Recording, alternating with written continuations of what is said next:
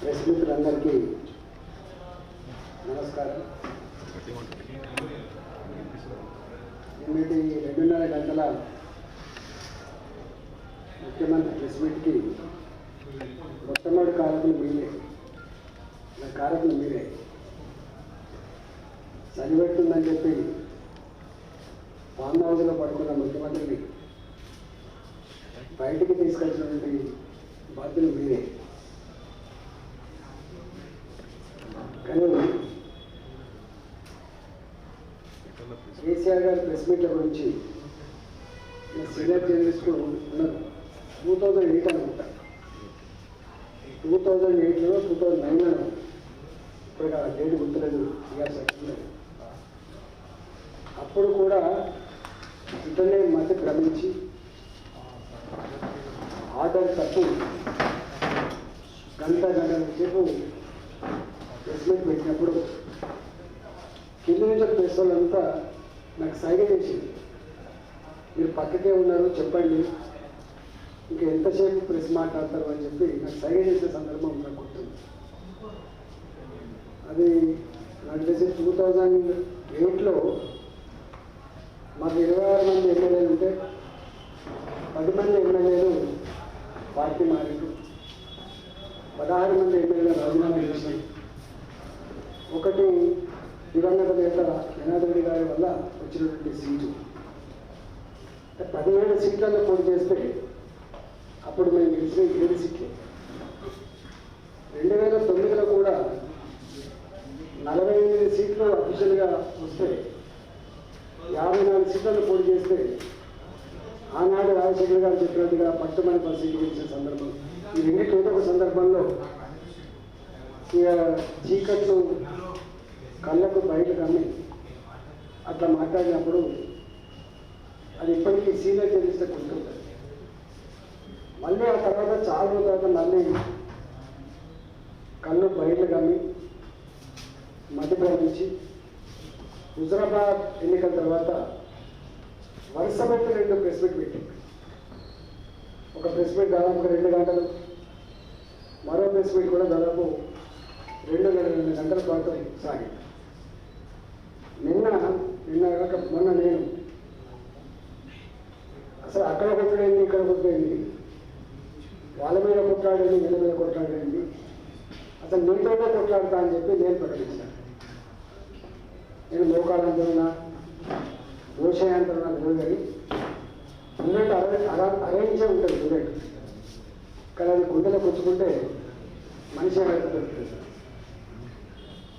నా గురించి సరే చిన్నగా మాట్లాడినా నేను దాన్ని చూడుకుంటాను. ఎందుకంటే మా అమ్మ నాకు సంస్కారం లేదు, సభ్యత లేదు. తెలంగాణ ఉద్యమం, తెలంగాణ ప్రజలు నాకు స్థానాన్ని ఓపికనిచ్చింది, నా హుజరాబాద్ ప్రజలు ధైర్యాన్ని ఇచ్చింది. 20 సంవత్సరాల ఈ అసెంబ్లీ చరిత్రలో ఏ పార్టీ కూడా నా మీద అనుచిత వ్యాఖ్యలు చేసే సందర్భాలు లేవు. ఆలోచనపరమైన సిద్ధాంతపరమైన ఘర్షణ జరిగే తప్ప వ్యక్తిగతమైన దూషణల పర్వం నా మొత్తం 20 సంవత్సరాల చిత్రం లేదు. ఎన్నడూ కూడా స్పీకర్ గారు నువ్వు పదజాలం మాట్లాడినావు, పార్లమెంటరీ లాంగ్వేజ్ విధంగా మాట్లాడినావు, రికార్డ్స్ తొలగించాలని చెప్పి నాకు లేదు. అందువల్ల ఆయన యొక్క కుసంస్కారంతో కూడిన సభ్యత లేని పద్ధతిలో నేను మాట్లాడే ప్రయత్నం చేయను. చాలామంది వస్తున్నప్పుడు నాకు ఫోన్ చేసి అడుగుతున్నారు, అన్న ఏం మాట్లాడే ముఖ్యమంత్రి గీరగానే మన ముఖ్యమంత్రి అని చెప్పి అసహించుకునే పరిస్థితి వచ్చింది. ఈ ముఖ్యమంత్రి గురించి మీ భాషలో మాట్లాడుతున్నారు కదన్నా, కొంత మీరు కూడా భాష పెంచండి అని చెప్పి నాకు సలహా ఇచ్చింది. కానీ ఎన్నడూ కూడా ఈ జీవితానికి మా అమ్మ నేర్పిన సంస్కారం, మా అమ్మ నేర్పినటువంటి సభ్యత, తెలంగాణ ప్రజలు ఏ స్థానాన్ని ఓపికనిచ్చిందో, నా హుజరాబాద్ ధైర్యాన్ని ఇచ్చిందో దానిపైన మాత్రం తప్ప నేను దాన్ని డిబేట్ అయ్యి ఈ జీవితాన్ని మాత్రం నేను మాట్లాడదలుచుకోలేదు. నేను అడుగుతున్నా, ఆయన ఏమనుకున్నాయంటే లక్షల కోట్ల డబ్బు జరిగిన ఆయన దగ్గర లక్షల కోట్ల డబ్బు జరిగి డబ్బులు పెట్టి ఎన్నికల్లో గెలవచ్చని కేసు దొరికిన తర్వాత కొడంగల్లో నన్ను ఎదిరించిన రేవంత్ రెడ్డి ఎదగొట్టుకెళ్ళిన ఓ స్టాల్ మాత్రం చెప్పి కోరినటువంటి జానారెడ్డి గారిని చిన్న మనసుని పెట్టి ఓడగొట్టగలిగిన మామూలు ప్లాన్ పెట్టి ఓడగొట్టగలిగిన పిసిసి అధ్యక్షుడు ఉన్నట్టు ఉత్తమ్ కుమార్ రెడ్డి గారు సొంత నియోజకవర్గంలో అక్కడ ఓడగొట్టగలిగిన ఇట్లా అఫ్ఘాన్ ఈతగా నేను దాని కోసం అనుకున్నాడు. నేను భుజం మీద ఎత్తుకుంటే నాకంటే పెద్ద కనపడ్డాను. నేను కింది తెస్తే ఈయన విలువ ఈయన కెపాసిటీ ఏదో తెలుస్తానటువంటి ఒక అహంకారం 100 సార్లు మాతో మాట్లాడేది.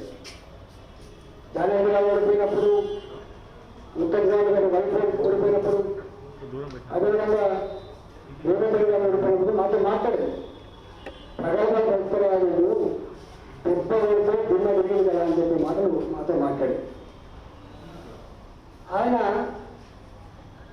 నన్ను టార్గెట్ చేసుకున్నాడు. తెలంగాణ ప్రజానీకానికి మరొకసారి నేను గుర్తు చేయదలుచుకున్నాను. నేను ఎందుకు ఇవాళ నన్ను ఎందుకు బయటికి పంపించగలిగినదానికి ఒక 2-3 విషయాలు మాత్రం చెప్పాను.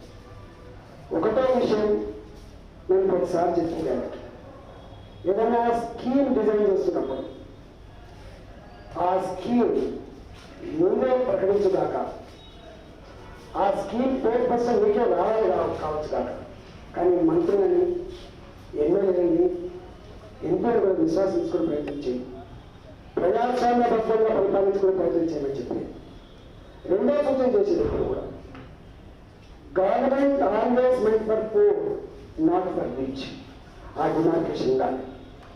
ప్రజలకు అందించే సంక్షేమ కార్యక్రమాల విషయంలో తెల్లరేషన్ కార్డు, గులాబీ కార్డు అనేటువంటి పద్ధతులు మనం ఇస్తాం తప్ప మనం ఎప్పుడు కూడా ఇవ్వమని చెప్పి దానికి ప్రత్యక్ష సాక్ష్యమే దళిత బంధు, దానికి ప్రత్యక్ష సాక్ష్యమే రైతు బంధు. రైతు బంధులో లక్షల కోట్ల రూపాయల విలువైనటువంటి సంపద కలిగిన వాళ్ళు కూడా వేలాలకు ఫామ్ హౌస్లలో మీరు రైతు బంధు ఇస్తున్నారు.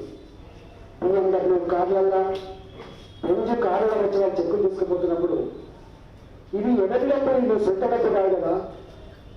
మా తెలంగాణ ప్రజలు చెమట నడిపి కట్టే డబ్బులని నువ్వు పెద్దల్లో కట్టబెట్టే హక్కు నీకు ఎక్కడికి అని చెప్పి ప్రశ్నిస్తున్నాను. నువ్వు చెప్పే మాటకు చేసే పనికి కొంత లేదని చెప్పినావు. ఇట్లా అనేక విషయాల పట్ల 50 రోజులుగా పెన్షన్ ఇస్తామని చెప్పినావు, పెన్షన్ ఇవ్వలేవు. ఉద్యోగాలు ఏమైనా చేస్తామని చెప్పినావు, చేయలేవు. డబ్బు చెప్పడం ఇస్తామని చెప్పినావు, ఇవ్వలేవు.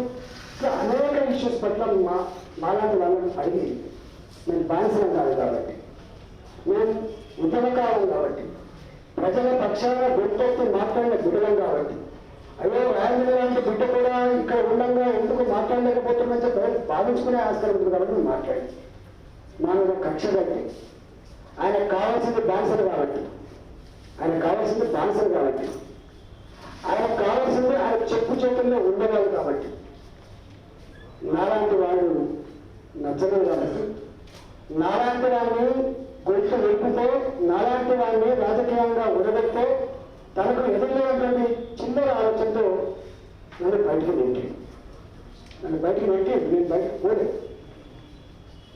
ఇవాళ అప్పుడు రేషన్ కార్డు బిడ్డను కాబట్టి, నా ప్రజల ఆశీర్వాదం కలిగి బిడ్డను కాబట్టి, ధర్మాన్ని పాటించమని చట్టాన్ని గౌరవించబడింది కాబట్టి నన్ను అక్కడ చేసుకోవడానికి బాధ్యత పడి ముందుకు వస్తే నేను రాజీనామా చేసి మళ్ళీ నా హుజరాబాద్ ప్రజల ఆశీర్వాదం పొందకపోయినప్పుడు నన్ను ఎట్లా ఆదరించిందో, ఎట్లా గొప్ప గెలిపించిందో అదంతా మీకు కనబడదు. ఎందుకు ఆయన మాట్లాడాల్సి వచ్చింది, ప్రెస్ మీట్ పెట్టాల్సి వచ్చింది అంటే 600 కోట్ల రూపాయలు మనం కూడా చెప్పిన ఐడియల్ ఇండియన్ డిటర్నేషన్ ఇంటర్నెట్ లిమిటెడ్ కుగడపల్లిలో ఉంటుంది.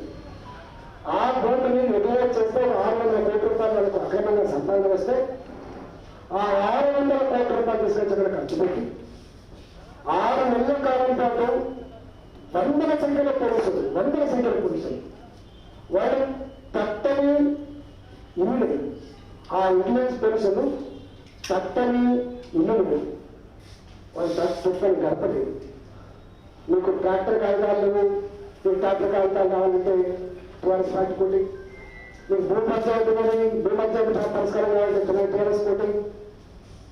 ఇట్లా ఇసుక ట్రాక్టర్ నడవాలన్నా, ట్రాక్టర్ కాగితాలు కావాలన్నా, ఆర్డర్స్ నడవాలన్నా, మీకు గతంలో ఆ కుటుంబంలో ఎక్కడన్నా చిన్న ఉద్యోగమైనా మేము పెట్టిస్తే, అవుట్సోర్సింగ్ ఉద్యోగం పెట్టిస్తే ఆ ఉద్యోగం విడవాలన్నా, రేపు పెన్షన్ రావాలన్నా, రైతు బంధు రావాలన్నా, దత్తబంధు ఇవ్వాలన్నా పోషమ్మ గుళ్ళ మీద, నరసమ్మ గుళ్ళ మీద ప్రమాణ స్వీకారం చేయించి అది చెడబట్టి ఊళ్ళకు కావాల్సిన అర్థంగా మారిపోయింది.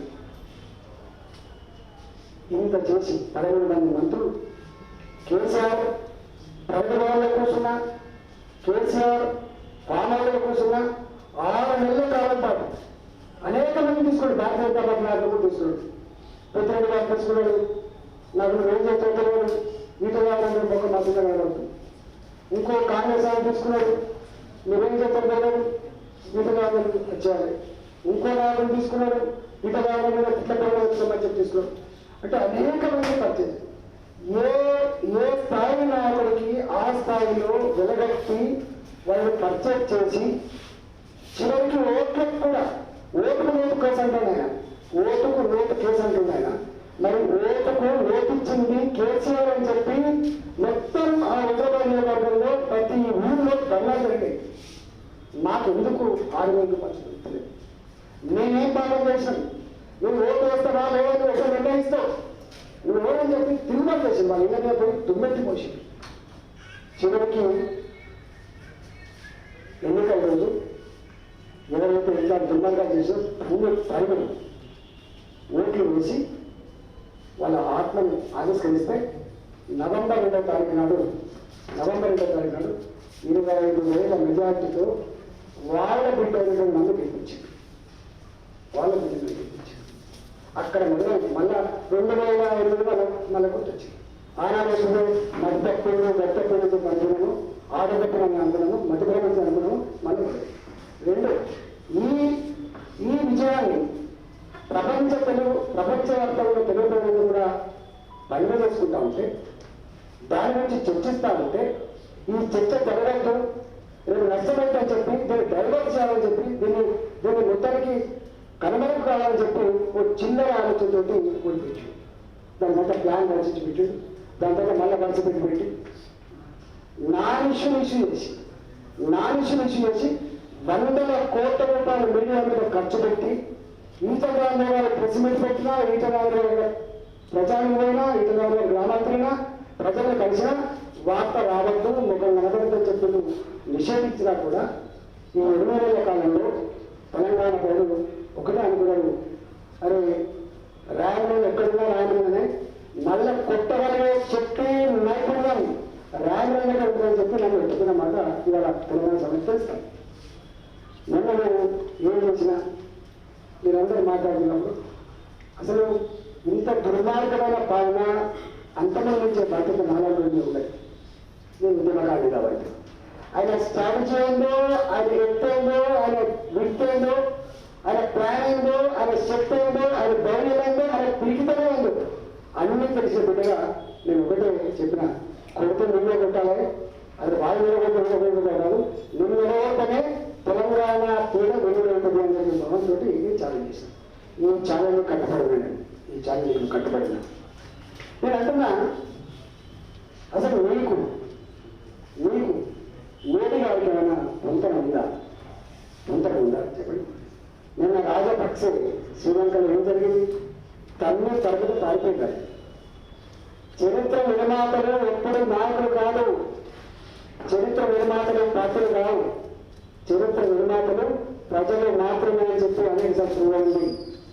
నేను ఉద్యోగ అధికారులు చెప్పిన గెలిచింది ఈటగారు కాదని, గెలిచింది హైదరాబాద్ ప్రజల ఆత్మగౌరవం, గెలిచింది తెలంగాణ ప్రజలు చెప్పిన రేపు కూడా గజ్వేల్లో రేపు గెలిపించింది ఆనాడు ముఖ్యమంత్రి కేసీఆర్ని, రేపు నన్ను బొందబెట్టేది కూడా బొందబెట్టేది నాలాంటి ఉత్తమ ధర్మమైన బిడ్డలు గెలిపించేది గజ్వేల్ ప్రజలు గెలిపిస్తుంది దాని తప్ప నేను ఎన్నడూ మా అమ్మ ఇచ్చిన 10 కాలం చెప్తున్నాను. నేను నాకు ఈ పదవి మా అమ్మ ఇవ్వలేదు, మా నాన్న ఇవ్వలేదు, ఇది మార్కెట్లో కొనుక్కుంటే దొరికే సరుకు కాదు, ఇది తెలంగాణ ప్రజలు నా హుజురుగా ప్రవేశించినటువంటి పదవి అని చెప్పిన 100% స్వీకరిస్తున్నా. ఇవాళ మీరు గజ్వేల్లో తప్పకుండా ఆనాడు ప్రజలు ప్రేమతో అయితే మీకు ఓట్లు చూపించిందో అదే కష్టం రేపు పొందడం కూడా. మీరు మాట అన్నారు అంటే నేను ప్రెస్ మీట్ కూడా చెప్పలేదు, వాస్తవంగా ఒకటిగా నేను చిచ్చారు చెప్తేనే మొత్తం తెలంగాణ గజ్వేల్ పటాకులు కాల్చిన వాళ్ళు ఉత్సవాలు చేసుకున్న వాళ్ళు, ప్రెస్ మీట్ పెట్టాలి వాళ్ళు, లేక్షన్తో ఏవేతో ప్రెస్ మీట్ పెడుతుండొచ్చు, నన్ను తిప్పిస్తుండొచ్చు. కానీ ఒక్కటి మాత్రమే సందర్భంగా కోరుతున్నా, నన్ను ఈ స్థాయికి ఎత్తిన నియోజకవర్గం నా హుజురాబాద్ నియోజకవర్గం. నా హుజురాబాద్ నియోజకవర్గం నా ధైర్యం ఇచ్చిన చెప్పిన, చైతన్యం అందించిన గడ్డ అని చెప్పిన. ఇవాళ మా హుజురాబాద్ ప్రజలకి నేను 2 చేతులు జోడించి నమస్కారం చెప్తా ఉన్నా. ఇవాళ తెలంగాణ ప్రజలకు పట్టిన శని, తెలంగాణ ప్రజలకు పట్టినటువంటి ఈ నరకాన్ని పారవేసే కర్తవ్యం నా హుజురాబాద్ ప్రజలలో ఉందని చెప్పి నేను మనం చేస్తాను. మీ ధైర్యంతో రేపు వాళ్ళతో తెలంగాణ ఎక్కడ ఉందని చెప్పి నేను మనం చేస్తాను. రెండవది మాట్లాడుతూ ఎందుకు మాట్లాడుతుంది, అసలు 27 కోట్ల జనాభా కలిగిన రాష్ట్రం ఉత్తరప్రదేశ్. వారు ముఖ్యమంత్రి వారు ఇల్లు కట్టుకోమని చెప్పి బనాయిస్తారు. ప్రధానమంత్రి గారు ఇదే ముఖ్యమంత్రి గారు నాకు బాగా తెలుసు. గజ్వేల్ విషయంలో యొక్క కార్యక్రమాన్ని ఓపెన్ చేసిన నాట 2 గారు తీసుకున్నారు. మీకు ఐడియా ఉండాలి.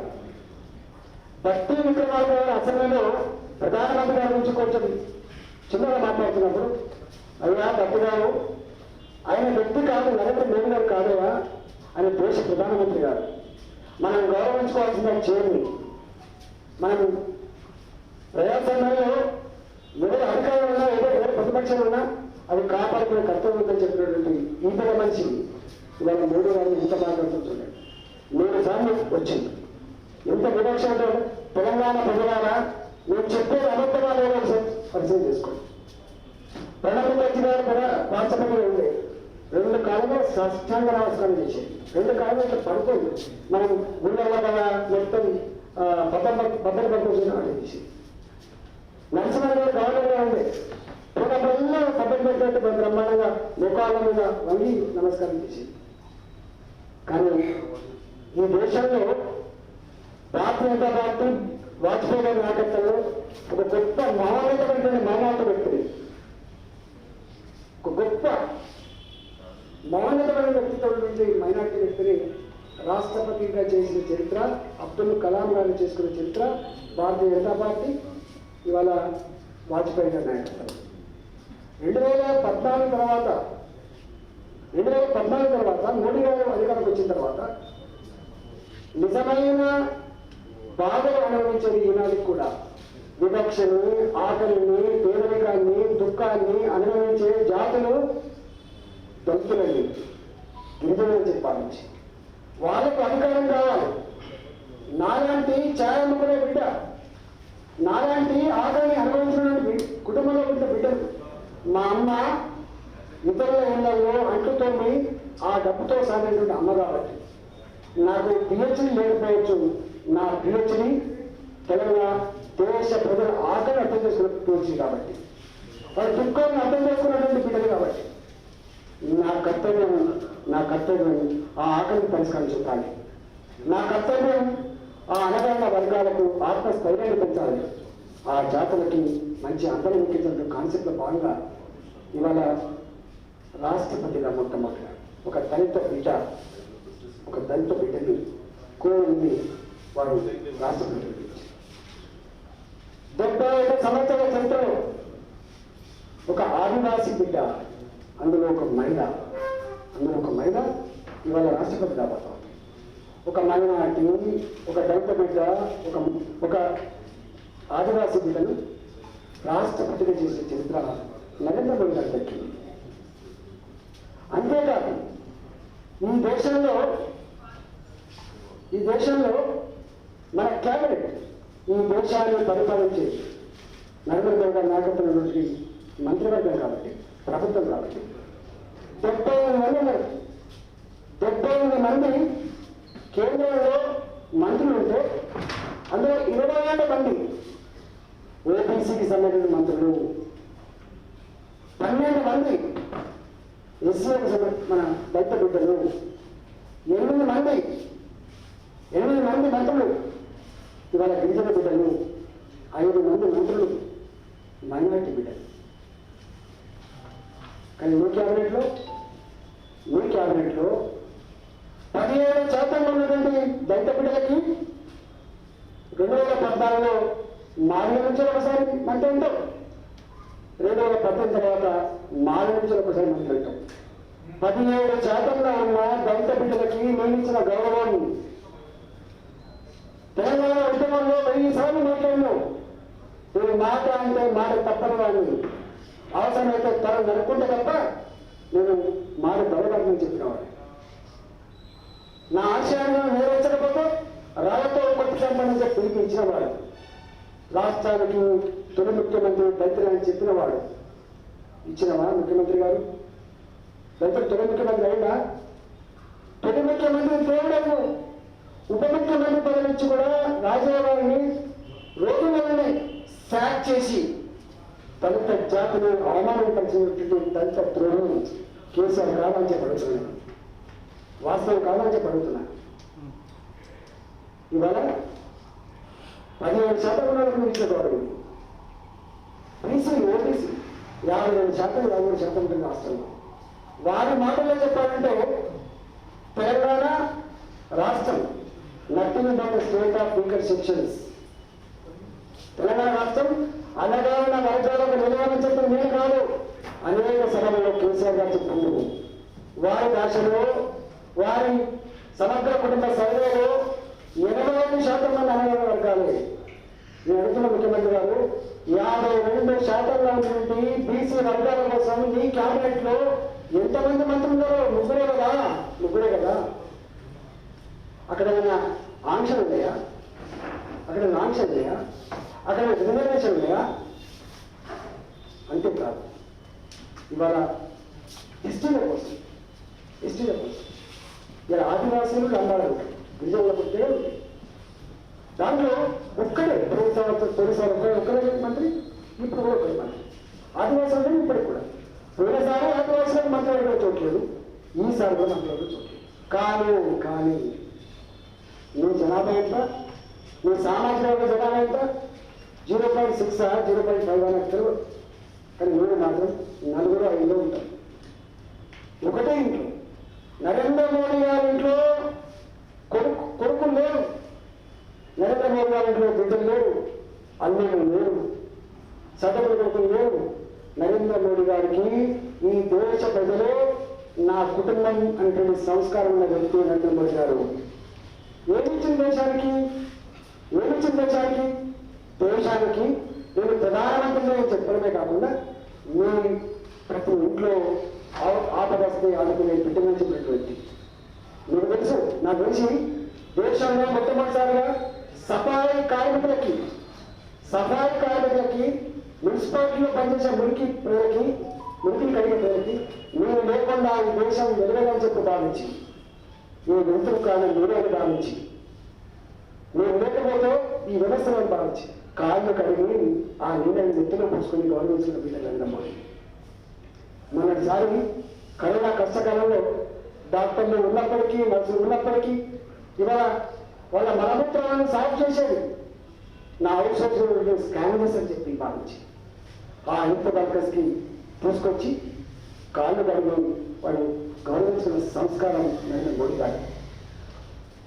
ఇవాళ నరేంద్ర మోడీ గారు 12 సంవత్సరాలు గుజరాత్ ముఖ్యమంత్రిగా, 8 సంవత్సరాలు దేశ ప్రధానిగా రేపు ఆశీర్వదిస్తూ ఇంతకాలం మీరు మా ప్రధానమంత్రి చెప్పి ఇవాళ ఒక్కటి కాదు ఒరిస్సాకు పోయినా, మధ్యప్రదేశ్ పైన, నార్త్ ఈస్ట్ స్టేట్స్ పైన, తమిళనాడు పైన, అఖండ భారత్ అన్ని సంస్కృతులు, అన్ని భాషలు, అన్ని ప్రాంతాల, అన్ని ప్రాంతాల, అన్ని భాషల, అన్ని సంస్కృతుల పైన అక్కడ నేర్చుకున్న ఏకైక ప్రధానమంత్రి నరేంద్ర గుర్తుపెట్టుకో. దేశంలో కాదు, భారత ఔన్నత్యాన్ని, భారత ప్రజల గౌరవాన్ని ప్రపంచ చిత్రపటం మీద ఆవిష్కరించినటువంటి మహనీయుడు కూడా నరేంద్ర మోదీ విషయం మర్చిపో. ఇవాళ ప్రపంచంలో ఎక్కడ సమావేశం జరిగినా కూడా మనం ముందు చూస్తాం. బైడెన్ వాళ్ళ స్వయంగా మెరుగులను చూస్తామని చెప్పి మాట్లాడుతాం. మన నన్ను పరిచయం చేస్తుంది కాలం వచ్చింది. నరేంద్ర మోదీ గారు నన్ను కూడా చూడమని చెప్పి పరిస్థితి ఇంత ఉంటే ఆ పరిస్థితి రావాలి. కానీ పట్టుకొని కుడిస మనిషి, సంస్కృతమైన మనిషి, మతోన్మయ మనిషి ఎన్నో చేస్తారు. కులం పునాది మీద, మతం పునాది మీద, డబ్బు పునాది మీద, ప్రలోభాల పునాదుల మీద ప్రజలను పెంచుకోలేని రోజు అది గుర్తుపెట్టుకోవాలి. అవి కాలగర్భంలో కలిసిపోయి అన్ని వర్గాల ప్రజల అవసరాన్ని గుర్తించగలిగే నాయకుడు తప్ప సంస్కృతమైన ఎవరి నాయకుడు కాదు. మధ్య పెడితే అంటే దేశపరగత ఉండాలనుకుంటున్నా, అనాథలు అనుకుంటున్నా, భారత ప్రజానికానికి ఆస్తి లేకపోవచ్చు, అంతస్తు లేకపోవచ్చు, కానీ ఆత్మగౌరవం ఉన్నవాడు. తెలంగాణ ప్రజలు ఆత్మగౌరవంలో దేశ ప్రజానికానికి కూడా ఉంటాయి. అందుకని ఇట్లాంటి పిచ్చి ప్రేరాపణలు ప్రయత్నించే నేను అడుగుతున్నా. చూసింది ఒక పెద్ద జాబితా, ఒక 4 రోజులు 5 రోజులు ఓ జాబితా తీసుకొచ్చిండు. ఈడీ కేసులు 200 కడితే మాపైతే చెప్పి మాపుకోవాలి. అయినా నేను అడుగుతున్నా, నా మీద ఇప్పుడు మా మేడం ప్రెస్ మీట్ వెళ్ళి చెప్పింది, అసలు ఏమాత్రం సిగ్గున్నా చచ్చిపోవాలి అన్నమాట. రా దమ్ముంటే పోలీసులు లేకుండా,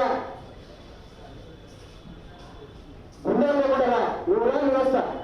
మూడో ప్రధాన మీటింగ్ వెళ్దాను. నువ్వు తప్పైతే నువ్వే ముక్కులేదు కాదు, నా తప్పైతే నాకు ముక్కులేదు. నీకు దమ్ముంటే నువ్వు కలెక్టర్ లేడా, నీ చీఫ్ సెక్రటరీ లేడా, నీ ఎస్పీ లేడా, నీ సిస్టర్ లేడా, నీ ఎక్కడైనా ధరణి, నీ ధరణిలో ఇచ్చిన పాస్ పుస్తకాలు, నీ ధరణిలో ఇచ్చిన పాఠాలను, నీ ధరణిలో వచ్చిన రికార్డ్స్ కూడా నువ్వు అభాషణ చేస్తున్నావు అంటే నువ్వు ఇంత మూర్ఖుడు పోయి దౌర్భాగ్యం పోయి అర్థమవుతాను. పిచ్చి వేషం. నేను అడుగుతున్నా, టీఆర్ఎస్ పార్టీలో ఉన్న మంత్రులకు అడుగుతున్నా, నేను టీఆర్ఎస్ పార్టీలో ఉన్నటువంటి ఎమ్మెల్యే అడుగుతున్నా, ఎంపీలు అడుగుతున్నా. 2 చేతులు జోడించి నాకు సంబంధం మనిషి లేదు. నేను 20 ఏళ్ళు టీఆర్ఎస్ పార్టీ కార్యకర్త ఉన్నా. నేను వాళ్ళతో సత్యం. ఇది ఈయన మాట్లాడే భాష, మీరు మాట్లాడే చూడు ప్రశంసనీయంగా ఉందా? గుడ్డ మీరు చేసుకొని చెప్పండి. మీరు చెప్పేంత ధైర్యం చేయండి, నాకు తెలుసు. మీరు చేయండి, నాకు తెలుసు. కానీ ఆలోచన చేయండి. మీరు మాట్లాడితే మామూలుగా సోషల్ మీడియా ఒక 1000 మందిని హైర్ చేసుకొని జీతాలు ఇచ్చి నువ్వు సోషల్ మీడియా పెడతాను.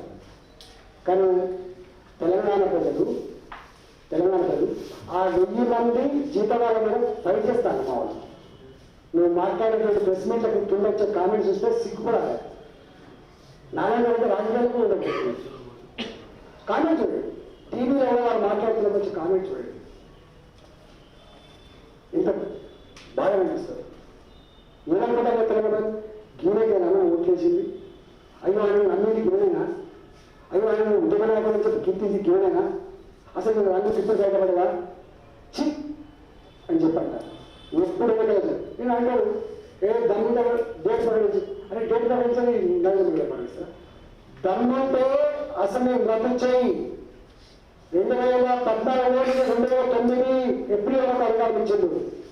నువ్వు పాలించే సత్తా లేక, ధైర్యం లేక పారిపోయి 6 నెలల ముందుకే ఎన్నికలు జరిపి నువ్వు ఎన్నికలు పెట్టించుకున్నావు. ఆనాడు మస్క కొట్టి ఎన్నికలు పెట్టించుకున్నావు. ఇవాళ అడుగుతున్నాను, నేను రద్దు చేయాల్సింది నరేంద్ర మోదీ గారు కాదు, రద్దు చేసే బాధ్యత నీ చేతుల్లో ఉంది.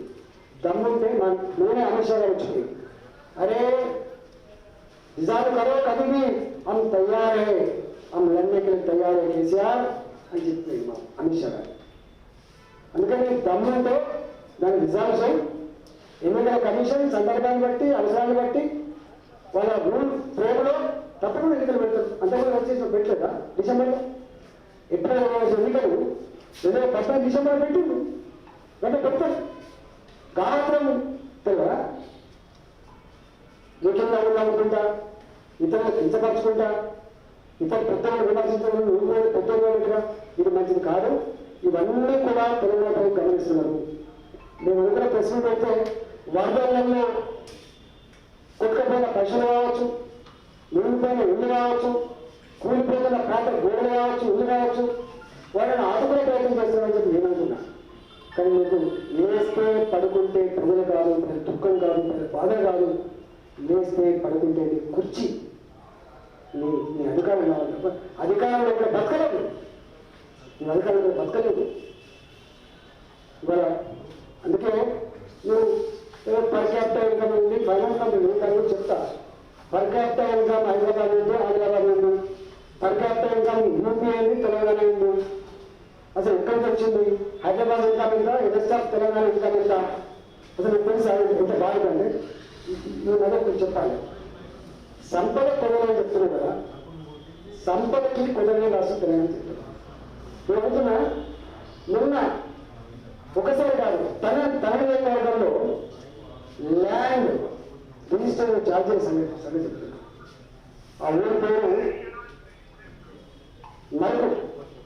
తన ఫామ్ హౌస్ ఉన్న మరకు, తన ఫామ్ హౌస్ పక్కన మరుకుంటున్నారు. అంతకుముందు 1.75 లక్షల రూపాయలు ఎకరానికి గవర్నమెంట్ రిజిస్ట్రేషన్ వాల్యూ 1.75 lakhs. సంవత్సరం క్రితం అది 3 lakhs అయింది. ఇప్పుడు 7.5 lakhs అయింది. 5.25 లక్షలు. అంటే 1.75 లక్షల భూమి విలువను 5.25 లక్షల కంటే 3 రెట్లు పెంచి 6% నోట్ల రిజిస్ట్రేషన్ ఛార్జెస్ 7.5% చేసుకొని మా ప్రజలను వాళ్ళు రక్తం పెడతాను, వాటి ఎన్కంబరెన్స్ సర్టిఫికేట్ కూడా 200 రూపాయలకి 1500 రూపాయలు వస్తు చేస్తున్నాం. 1500 రూపాయలు. ఒక ఫోర్ వీలర్ సైకిల్ మీద కొనుక్కుంటే నియమాలు పాపం ఉండాలని 300 రూపాయలు లైఫ్ ట్యాక్స్ ఎక్కువ. ఒక కారు కొనుక్కుంటే లోయెస్ట్ కారు కొనుక్కుంటే 50,000 రూపాయలకు కట్టాలి life tax. School children bus పాసులు ఎంతమంది అంటే 140,000 రూపాయలు చేసింది. బస్ పాసులు 40,000 రూపాయలు చేసింది. అంటే 160 రూపాయలు. 160 రూపాయల బస్ పాస్ 450 రూపాయలు. తన ప్రజ్ఞాపూర్లో బస్ ఎక్స్ప్రెస్ ఎక్స్ప్రెస్ హైదరాబాద్లో 60 రూపాయలు 80 రూపాయలు చేసింది. ఆయన ఆర్డినరీ బస్సు 40 రూపాయలు 60 రూపాయలు చేసింది. స్కూల్ బస్సెస్కి 2,000 రూపాయల ఫిట్నెస్కి 20 రూపాయలు చేసింది. స్కూల్ బస్సులకి కరోనా వచ్చినప్పుడు వాళ్ళు దురాలు తీసిందని చెప్పి బాధపడి వాళ్ళు అప్రోచ్ అయితే నేను ఫిట్నెస్ ఛార్జీలు కట్టకండి అని చెప్పి వాళ్ళకి ఎంజాయ్ చేస్తే వాళ్ళు కట్టలేదు. కనుక రోజుకి 50 రూపాయలు కూడా ఫైన్ తోటి మన పాత ఫిట్నెస్ ఛార్జీలు కూడా వసూలు చేసే ప్రయత్నం చేస్తాం. కరెంటు బిల్లులు మామూలు నెలకు రోజుకి 50 రూపాయలు పెంచాడు. వాస్తవంగా కాదు చెప్పండి. దొంగసారిగా దానికి కొంచెం హైలైట్ కంపెనీకి రూపాయలు పెంచాడు రోజుకి. ఇది ఎంత అంటే గతంలో కనీసం పిల్లలతోటి భార్యతోటి కనుక సర్టిఫికేట్ పోతే ఆపకపోతే వచ్చింది. కనుక భార్య పిల్లలతో పోయినా భార్య నిలబెట్టలేదని పిల్లలకు కూడా ముగ్గురు ఒక సైకిల్ పట్టు ఉంటే ఇద్దరు పిల్లలతో ఇద్దరు పిల్లలు తీసుకొని పోతాం. ముగ్గురు తీసుకొని పోతాం. నాకు తెలిసి పోలీస్ స్టేషన్ టార్గెట్లు ఇచ్చి ఇప్పుడు నేను చాలా మంది చేస్తుంటే 4 కూడా మా విక్రమని చెప్తాను చూస్తున్నాడు. చెక్ పోస్ట్ కాడ ఎదురుగా ఆపేళ్ళు, తూర్పుడ కాడ ఎదురుగా ఆపేళ్ళు, శ్రీకాడ ఎదురుగా ఆపేళ్ళు. అసలే ట్రాఫిక్కి గంటలు వెళ్ళకపోవడానికి కష్టమవుతుందంటే అది ఫైన్. అసలు స్పీడ్గా పోతే దొంగ కెమెరాలు పెట్టి వాళ్ళకు దొంగ చెక్క సాట్లు ఉండి వాళ్ళ కెమెరాలు కొట్టి ఇందరూ పంపుతున్నారు. నా తెలిసి గతంలో 100 కోట్లు 200 కోట్ల రూపాయలు ఇట్లాంటి వాళ్ళని వసూలు చేస్తే ఇవాళ ప్రజల రక్తాన్ని తాగాలని ప్రజలు హింస స్కూటర్లో పోవాలని కాపాడుతున్నాడు, ఆటో పోవాలని కాపాడుతున్నాడు. ఏ పూటకు ఆ పూట వెక్కాల్సిన పక్కనటువంటి మామూలు ట్రావెల్ ఏజెన్సీస్ ఇలా భయపడుతుంది. 8,000 కోట్ల రూపాయలు వసూలు చేస్తాడు. ఇదేనా నా జీడీపీ చాలా ఎక్కువ ఉంది, జిఎస్డీపీ ఎక్కువ ఉంది అని నీకు ఇట్లా తెచ్చుకున్నారు. కరెంటు బిల్లు పెంచి, బడ్జాలు పెంచి, భూముల ఛార్జీలు పెంచి, మోటార్ సైకిల్ కూడా పెంచి ఇవాళ మొత్తం ఇంతకీ కుటుంబం బయటపెడతానే గణితం స్టూడెంట్ ఎవరంటే ఈ కాలంలో స్కూటర్ల కాలం ఉంటాయి కదా, పేదలు కొడుకునేటువంటి మళ్ళీ అలా 2 వీలర్స్ మీరు ఇబ్బంది అడగండి. 5 గంటలు వెళ్తున్నాడు ఇక్కడ తెలంగాణలో, హైదరాబాద్ అంటే 5 గంటలు వెళ్తున్నాడు. ఇక్కడ చివరికి తాగిపిచ్చేది నువ్వే, సిటీలో పర్మిషన్ ఇచ్చింది నువ్వే, తాగిపోయాలని చెప్పి చీఫ్ సెక్రటరీ స్వయంగా రెవెన్యూ సెక్రటరీగా ఉండి కలెక్టర్లకు ఆదేశించేది నువ్వే. గుళ్ళ పక్క పంటి, బల్ల పక్క పంటి, లిక్కర్ షాప్లకు పర్మిషన్ ఇస్తావు. ఇట్లా తాగక బయటకు వెళ్ళగా పెట్టి పైసలు వస్తాయి. ఏం కట్టింది ఇదేనా నీ గొప్పతనం? నేను 4 కోట్ల ప్రజానికాన్ని పరిపాలించే శక్తి లేని వ్యక్తిని కూట్ల రాయించడానికి శతకాలని ఏట్లగా తీసినట్టు 135 కోట్ల జనాభాను పాలించడానికి టీఆర్ఎస్ పెట్టాల్సిన బోర్ల వదవు దమ్ముల పెట్టి పోయినప్పుడు యూపీకి, పోయినప్పుడు మధ్యప్రదేశ్కి, వస్తావా అస్సాంకి, ఒక్కటి చక్కగా ఉండదు. తెలంగాణ ప్రజలారా గమనించండి, నేను మాట్లాడిన ప్రతి మాటకి ఎక్కడంటే అక్కడ చర్చకు సిద్ధంగా ఉన్నాయి. చాలా మంది రాసుకొచ్చి కలిసి చెప్తే ఇప్పటికే 2 ప్రెస్ మీట్లు అయిపోయిన వాళ్ళకి చెప్పండి, వాళ్ళకి దళితపడి చెప్పే సంస్కారం లేదు. తప్పకుండా ఈ రాష్ట్ర జీడీపీ గురించి, ఈ రాష్ట్రం వచ్చినప్పుడున్న అప్పుల గురించి, ఇవాళ దొంగసాలుగా తీసుకున్నటువంటి కార్పొరేషన్ పైన తీసుకున్న అప్పుల గురించి, ఒక్కొక్క కూరగాయలమ్మే ఇంట్లో కూడా ఇట్లా 1,20,000 అప్పుతో పుడుతున్న దాని గురించి, ఇవన్నీ గురించి తప్పకుండా చెప్పే ప్రయత్నం చేస్తాను. కానీ ఒక్కటి మాత్రం వ్యక్తిగతమైన విషయాలు పాల్పడితే మొగాలంతా లేడు మోసంగా పిచ్చి మాట్లాడితే తప్పకుండా తెలంగాణ సమాజం తన్ను తరపుదని చెప్పే విషయం మర్చిపోతుందని చెప్పి ఇట్లాంటి పిచ్చి విషయాలు ఏదైతే చెప్పి నేను తెలియజేస్తాను. శ్రీలంక పక్కనే ఉంది, అనేక చెప్తూ ఉన్నాయి కాబట్టి ఇట్లాంటి మంచి కాదు. ప్రజలని అవమానపరిచి నేను పూర్వకంగా పుట్టినా నువ్వు హాస్టల్లో ఉన్నావు, నేను హాస్టల్ లేకపోవచ్చు, నేను పూర్వానందం బతికినాను, నేను సోషల్ రాష్ట్రంలో ఉన్నవాళ్ళు, నేను నాకు మంచినీళ్ళు తీసుకొచ్చి మంచినీళ్ళు తెచ్చుకోకపోతే మా అమ్మ నాకు అన్నం పెట్టింది, బంగారానికి గడ్డిపోసుకోవడానికి పోతే నాకు అమ్మ అన్నం పెట్టింది. నువ్వు కుక్కలో పట్టిందని మనమే పట్టిందని నువ్వు కుక్కలో పట్టినోడు మనమే పట్టినోడు నేను చెప్తామని చెప్పేది నేను కావట్లా. మమ్మల్ని పట్టుకొని అవమానపడతా. నేను ఎప్పటికి కూడా ఎక్కడ అవమానపడతా. నేను విషయాన్ని మాట్లాడుతున్నాను. నేను తమ్ముంటే విషయ పరిజ్ఞానంతో దాచించాను. కానీ ఈ తిట్ల కూడా వచ్చుకుంటాడు, ఈ డెస్పరేట్గా మాట్లాడు, తమ్ముడైనప్పుడే మాట్లాడే పరిస్థితి ఉంటుంది. సబ్జెక్ట్ ఉంటే మాట్లాడేది వస్తుంది, సబ్జెక్ట్ లేదు ఇట్లాంటి పక్క. నేను నన్ను తెలంగాణ గడ్డ మీద నిషేధించలేము, నిర్వహించలేము, మీకు జయగమించ కాదు. తప్పకుండా రాబోయే కాలంలో తెలంగాణ వ్యాప్తంగా నీ అరాచకాన్ని, నీ దుర్మార్గాన్ని, నీకు చేసిన నీ అహంకారాన్ని పొందబడిన దాంట్లో నేను ముందుగాలని తప్పకుండా చేస్తా. దేవుడి సిద్ధంగా ఉంటే బయలుదేరి తప్ప భయపడడానికి సిద్ధంగా లేదని చెప్పి హెచ్చరిస్తూ సెలవు.